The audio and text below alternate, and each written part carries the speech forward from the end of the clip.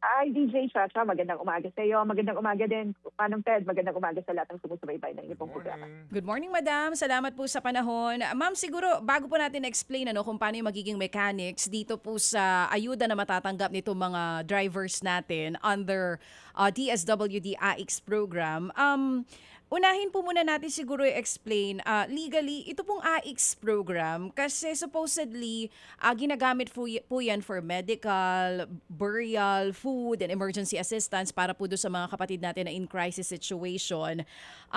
Pwede po ba talagang gamitin yung AIX fund bilang tulong pambigay po na fuel subsidy sa mga drivers natin? Well, DJ Chacha, sa ilalim po ng Assistance to Individuals in Crisis Situation, meron din po tayong tinatawag na cash relief assistance. Ito po ay outright cash na ibinabahagi natin sa mga individual, sa mga pamilya na sumasailalim sa matinding krisis. Nakikita naman natin, DJ Chacha, na itong mga tsuper po natin ay apektado po ng pagtaas ng presyo ng petrolyo. Kaya we consider them as individuals in crisis situation. Kaya AIX po ang nagamit natin na pamamaraan para sa pagtulong po sa kanila. Okay, so may special directive sa AIX program na talagang pwede siyang gamitin for subsidy ng fuel. Meron pong ganon? Or kumbaga hindi siya specific dahil in crisis sila ngayon kaya maituturing na po pwede na sila masama dito po sa AIX fund? Yes, sila po ay tinuturing natin as individuals in crisis situation. Kaya sila po ay eligible na matulungan under the AIX program. Kasi again, there's provision on that, on the guidelines na cash relief assistance. And yun nga po, para sa mga individual na kumakaharap ng matinding krisis. Sige po, define natin. Crisis in situation, sa hanay po ng transport sector, paano po yan i-define ng DSWD?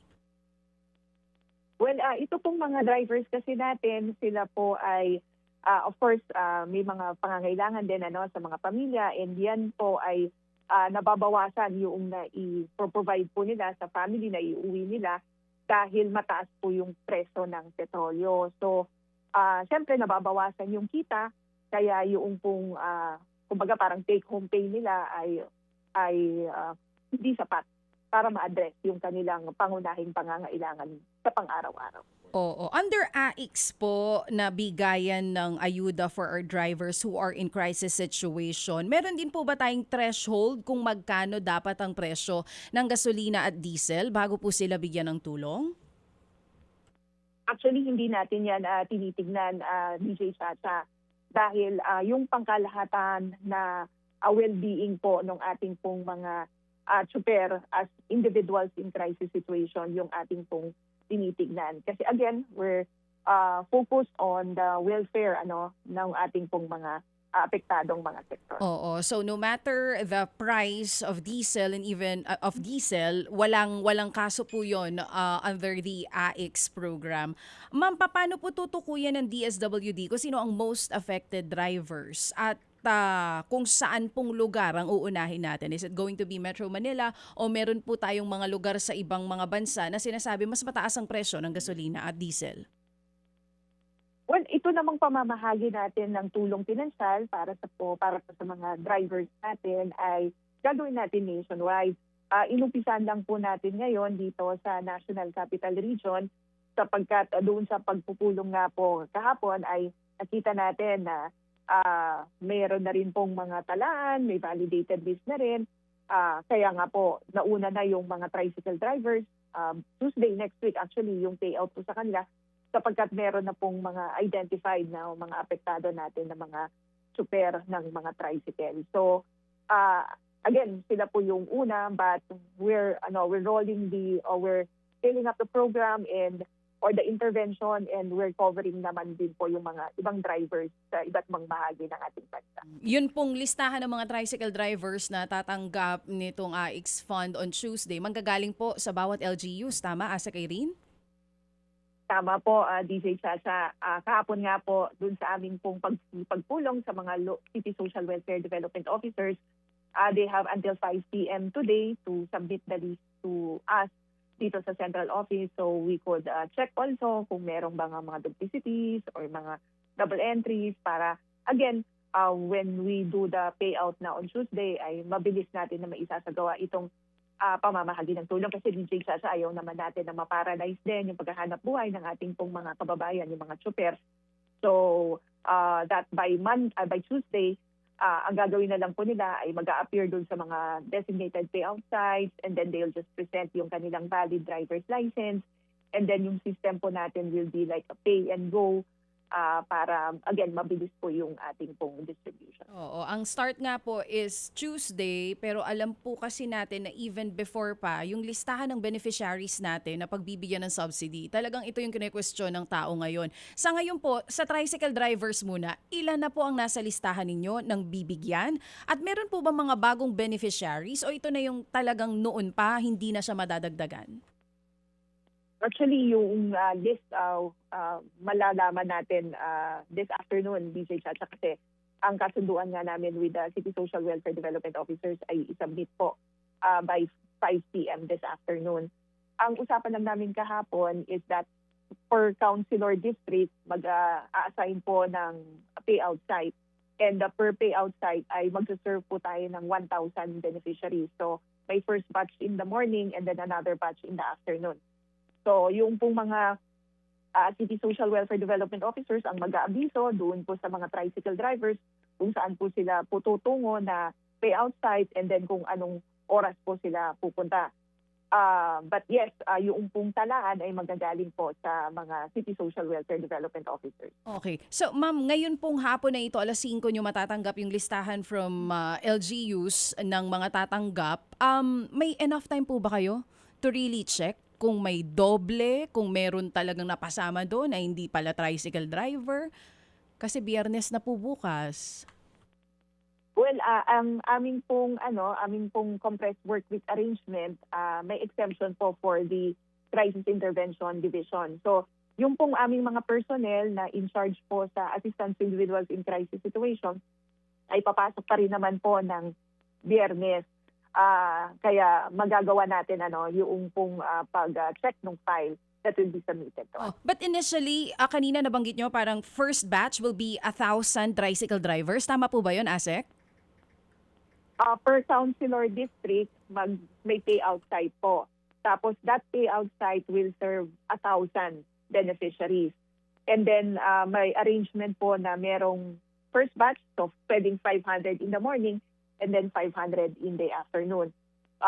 You can say ang gasto natin, magpapatuloy pa rin yung pong hanap buhay ng ating pong mga tricycle drivers. Baka kasi pag ginather mo naman na sila in one payout site lang, tapos biglaan yan, baka naman po wala nang magbiyahe, mag-aaray naman po yung ating pong mga commuters. So yun po yung arrangement. So it's possible po na in one city, meron po siyang dalawang councilor district. So 2,000 yung kanya isuserve kasi 1,000 per payout site po. So that's 2,000 kapag dalawa po yung kanyang site. ASEC, linawin lang natin. And for sure, initially, may ugnayan na po kayo with LGUs, no? Ilang tricycle drivers ang pinag-uusapan natin? Natatanggap po talaga? Kasi may binabanggit kayo 1,000 and then 2,000. Yung pag-check po kasi ng beneficiaries is very crucial to make sure na yung pondo makakarating sa tamang tricycle driver na nangangailangan po ng subsidiya. Yes, tama po iyan. As I was explaining earlier, so kung ngayon po kasi we don't have the final numbers yet dahil nga yung list ay isusumite pa until 5 p.m. this afternoon. But kung halimbawa, example lamang po, kung isang LGU ay merong 2 councilor district at ang kanyang beneficiaries o target beneficiaries niya based dun sa list na isusumite sa list WD, sabihin natin na 3,000 po iyan, 3,000 tricycle drivers. So ang mangyayari po, on Tuesday, dalawang kanyang payout site kasi dalawang councilor district. So 1,000 per site po iyan.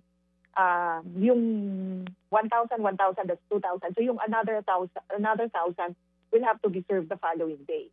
So ganun po yung pwedeng maging arrangement. But then again, malalaman kasi natin yung schedule once we have the final list of beneficiaries. Oo. Yung validation process po ng DSWD, gaano katindi at kasinsin? Meron po ba halimbawa na kung sakali man ang mga bagong tricycle drivers sa sasabihin nila, hindi sila kasama sa listahan, posibleng mapasama po sa listahan? Well, yung pong listahan na sertipikado na isusumite sa amin ng mga LGUs, yun po yung magiging basihan ng DSWD sa payout po sa Tuesday. Ngayon kung halimbawa may mga concerns, may mga grievances, may isa-set up naman po tayo ng mga help desk kada payout site. So may mga Oo. DSWD personnel din, may social welfare officers doon. So immediately na i-address po natin yung mga concerns po na iyan. Oo. Ito po, is this cash or digital? Paano po ang bigayan sa Tuesday? Meron po tayong mga paymasters na i-assign from the DSWD because we will be doing manual payout po muna. Okay. So talagang cash na ibibigay po ito sa mga tricycle drivers po natin. Tama po, DJ Chacha. And in fact, kahapon din pinag-usapan na namin kung sino-sino yung aming pong mga i-identify na mga special dispersing officers, mga paymasters, kasi lahat po yan manggagaling sa DSWD. Oo. At dito po sa Metro Manila, meron bang una na halimbawa lokalidad na makakatanggap nito? Or sabay-sabay po yan? At sabay-sabay po iyan sa Tuesday. As early as 6 a.m. mag-uumpisa na po yung ating pong mga distribution activities. That's the reason why we met with the local social welfare development officers ng iba't ibang syudad po dito sa National Capital Region para maisaayos natin yung pong pamamahagi ng tulong at kumbaga standardize yung ating system nang sa gayon ay sabay-sabay din po na makakatanggap itong mga tricycle drivers natin. Oo, assistance kung from the merong government. kung merong tricycle driver na pumunta doon at wala sa listahan, pero talagang may maipakita siya na pruweba na tricycle driver siya, possibly po ba na mabigyan siya o talagang hindi kung sino lang ang nasa listahan, yun lamang ang bibigyan? Well, again, dahil nga itong mga listahan ng super ay magagaling po sa ating mga partner LGUs at isu-certify po nila. Sabi ko nga, yun po ang magiging basehan ng DSWD sa pag-prepare ng aming pong payroll. Kaya mahalaga po na yung pong na isusumite ay talagang naipabilang na lahat ng mga super doon sa kanila pong lugar. So sa madaling salita, Asek, pag may biglang pumunta doon, wala siya sa listahan, pasensyahan, talagang hindi mabibigyan ng 5,000. But that's the reason why we have help desk, yung pong mga grievance desk natin so that ma-address naman po yung kanyang concern. Kasi ayaw naman natin, DJ Chacha, na may magtungo, may magreklamo at uuwi na walang resolution doon sa kanya pong grievance. Again, meron tayong mga grievance desk, mga help desk to immediately address any concerns that may be elevated to us. Oo. So kung sakali, pwede pa rin naman, pero hindi nga lang on Tuesday kung wala po talaga sa listahan. Ma'am, kailan po ang susunod? Sino ang susunod after tricycle drivers? Is it going to be jeepney, bus, taxi, TNVS? Well, ang usapan din po kahapon with the LTFRB ay bibigyan din po tayo ng listahan nung mga jeepney drivers. So we're working with LTFRB on this. So kapag meron na pong maibigay sa amin, we could start with the payout na dito. So jeepney drivers po ang susunod. 5,000 piso din po ba ang tatanggapin ng mga jeepney drivers or mas malaki po sa kanila? Paano po? Well, pare-pareho po yung tulong pinansyal na ipapaabot natin sa ating mga drivers. Again, ang tingin po natin sa kanila, DJ Chacha, mga individuals in crisis situation. Hindi na po namin sila tinitingnan as mga As drivers. driver, But opo. we're looking at them, yes, we're looking at them as individuals in crisis situation. Mm. Okay, so siguro maganda rito for lack of material time nga, maklaro lang ho natin ngayon na ang tawag dito ay cash ayuda, hindi fuel subsidy. Tama po, Manong Ted. We call it as tulong financial assistance. Okay. We call it as cash relief assistance under our AIC guidelines because sila po ay individuals in crisis situation. Yan, opo. Ito, mas klaro na ngayon siya. Oo, kasi nga po, ang sinasabi ng DOTR, LTFRB, tulong para sa mga tricycle drivers, sa mga delivery riders, sa mga TNVS, sa mga taxi drivers ay pondo fuel subsidy hango sa 2025 budget na halos 3 bilyong piso. That is totally separate from this. Well, I'll have to defer to the agencies concerned who are more competent to explain that. But on the part of the DSWD, Manong Ted, we're helping the drivers because Yes, ma'am. we consider them as in crisis situation, and Yes, we have ma'am. separate funding for AIC program. Kaya nga po, that is so clear already, you know. Opo, tinutulungan nyo nga because these are Filipinos in crisis. Wala akong question doon. So ang aking sinasabi ngayon, yung fuel subsidy kasi, yun talaga fuel subsidy, in place nandyan yung mechanics, no? Sa mga drivers po ng jeepney, sila may mga card na. And then, ang binabanggit nga po dito, yan po ay debit card na lamang pagpunta mo ng gas station. In this case po, ito ay cash assistance sa mga tricycle drivers through LGUs, ang mga jeepney drivers to LTFRB DOTR, and then so with the delivery riders po sa DICT. Ganun din po ba sa mga taxi drivers, etc. Ito hong lahat ng ito ay cash assistance. Tama po, Manong Ayun. Ted. So aside Okay. from the tricycle drivers, pati na rin po yung mga jeepney drivers, taxi Opo. drivers, Yes. mga TNBS drivers, kabilang po sa mga in crisis situation na isa-serve po Ayun. ni DSW. At yan ay pare-pareho na 5,000 pesos. Tama po, Manong Ted. Okay. At kayo, wala na kayong pakialam kung saan dadalhin ng recipient, ng tatanggap, yung perang 5,000. Pwede pambibili ng gasolina, o ito ibibili ng bigas, o ito ipantataya sa huweteng. Kami po, Manong Ted, lagi namin pinapaalalahanan ang ating pong mga beneficiaries. Even kapag kahand namin noong cash assistance, lagi namin pinapaalalahanan na gamitin po sa tama, sa wasto, itong tulong na nanggagaling sa pamahalaan.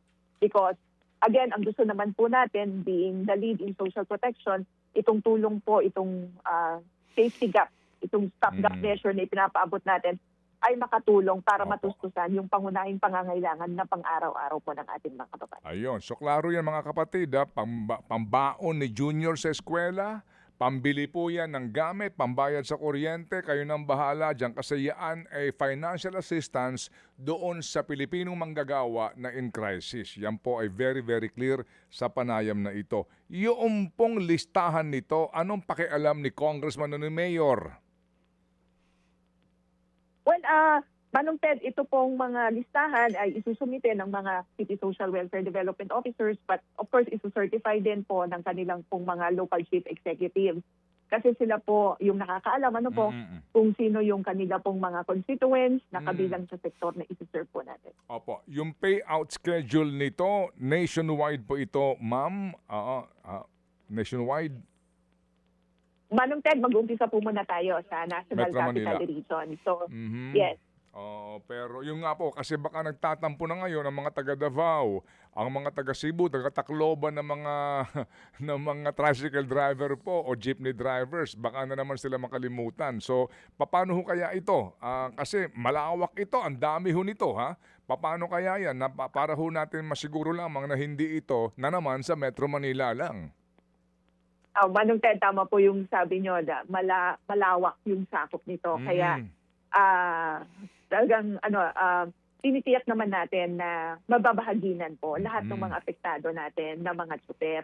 Inumpisahan lang po natin dito sa National Capital Region sapagkat ito na nga po meron ng mga ongoing consultation and coordination, but hindi naman po nila kinakailangang mag-alala sapagkat nag-umpisa na rin tayo na makipag-coordinate doon sa iba't ibang regions po natin. So, susunod na po iyan, Manong Ted. Ayan, okay. Sige po. Ma'am, sa punto po noong pangingialam nga ng mga politiko sa listahan na naman, di ba? Kasi as you, sa ating karanasan, yung listahan, yung gagawin yung listahan dyan sa mga sa mga tricycle driver. Yung toda ko, yung ano niyan.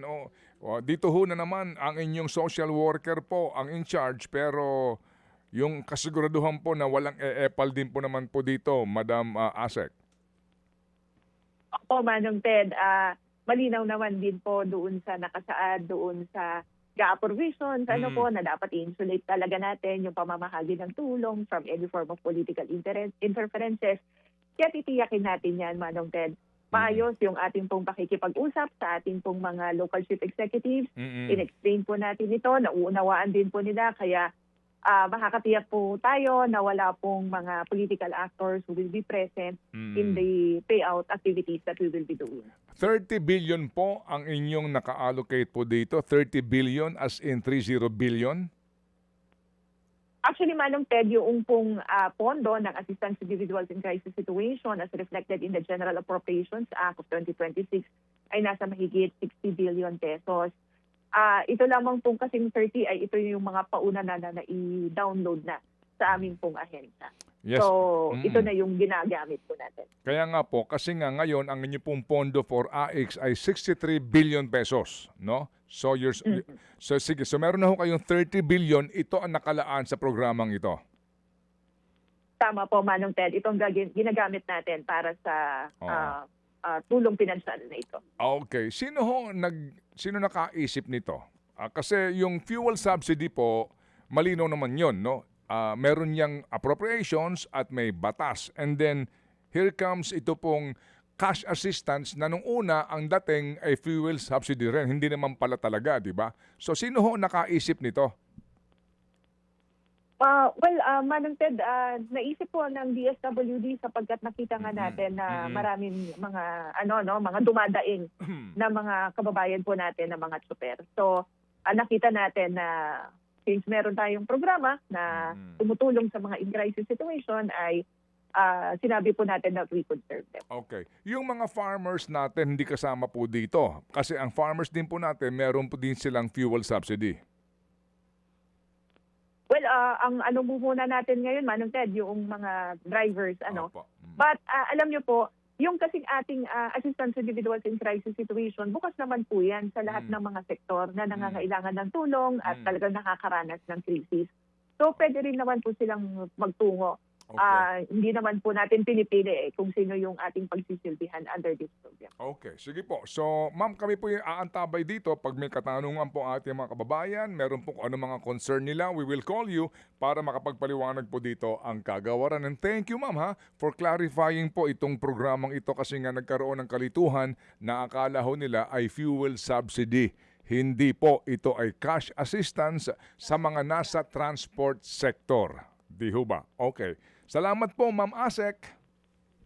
Maraming salamat din po, Manong Ted and DJ Chacha sa pagkakataon na ibinahagi ngayong umaga. Maraming salamat, magandang umaga. Mga kapatid, para sa iba pang mga balita at impormasyon, sundan niyo po kami sa X, Instagram, Facebook at syempre sa TikTok, True Network PH. Mag-subscribe din po kayo sa aming YouTube channel, True Network. May website din po tayo, truenetwork.ph. At pwede nyo rin po kaming mapanood sa Channel 19 ng aming True FM TV. Lagi pa rin makinig sa radyo dito po sa 105.9 True FM dahil dito, laging true sa'yo, kapatid.